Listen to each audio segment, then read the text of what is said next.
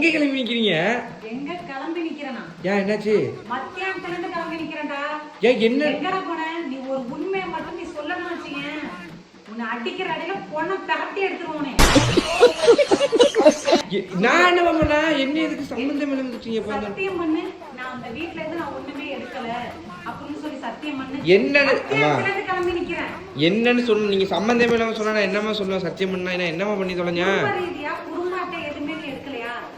குடும்ப அட்டைனா என்னது? கூப்பனுங்க. கூப்பனா? எதுக்கு கூப்பன?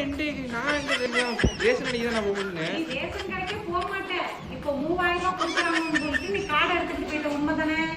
அம்மா உண்மைதானே? சரி ஒத்துறேன் தாங்க.